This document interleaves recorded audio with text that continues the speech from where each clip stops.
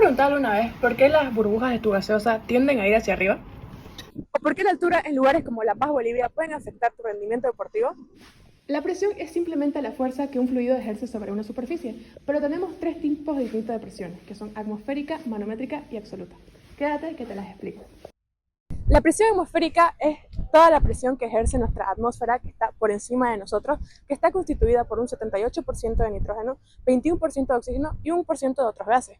Estos gases tienen masa que son atraídos por la gravedad de la Tierra y ejercen presión sobre nosotros. A mayor altura tenemos menor presión atmosférica y a menor altura tenemos mayor presión atmosférica porque hay más atmósfera sobre nuestra cabeza. A nivel del mar, la presión atmosférica es aproximadamente de 101.3 pascales o una atmósfera, también conocidos como 760 milímetros de mercurio.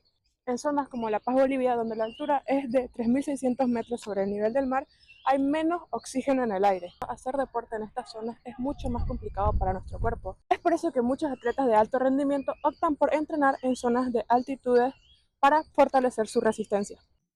De hecho, en la subida del Everest, que está a más de 8.000 metros sobre el nivel del mar, existe una zona denominada la zona de la muerte. En esta zona la concentración de oxígeno del 100% pasa a ser de un 30%. Es por eso que los montañistas que se atreven a hacer este tramo tienen que llevar sí o sí su oxígeno suplementario.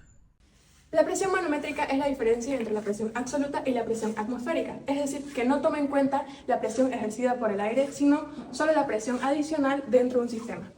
Un ejemplo perfecto de presión manométrica es cuando inflamos nuestras llantas. Si dentro de un sistema la presión es mayor a la presión atmosférica o la que está fuera, se le denomina presión manométrica positiva.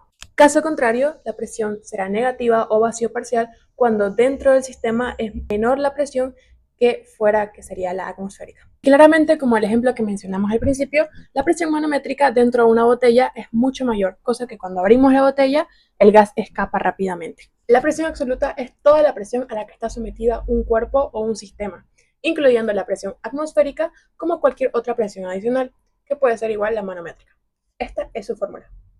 Podríamos decir que la presión absoluta es la suma de todas las presiones. De hecho, las presiones manométricas absolutas y atmosféricas son de suma importancia al momento de diseñar aviones o submarinos. Cuando un avión despega, rápidamente asciende a más de 10.000 metros de altura donde no hay oxígeno y la presión es muy baja. Por eso es que las cabinas están presurizadas. Cuando hablamos de submarino, la presión absoluta es igual a la presión atmosférica más la presión hidrostática que ejerce el agua. El cuerpo humano no puede aguantar tantas presiones e implosionaría de manera que acabaría con la vida de los tripulantes.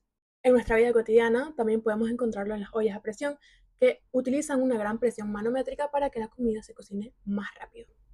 También la presión ayuda muchísimo a evaluar el clima. A baja presión tiende a ser más lluvioso, mientras que a mayor presión tiende a ser más soleado y despejado. Así que sí, ya sabes que la presión está en todos lados y en todas las actividades que realizas. Y es muy importante que la conozcas para saber cómo la ciencia está relacionada con tu vida diaria.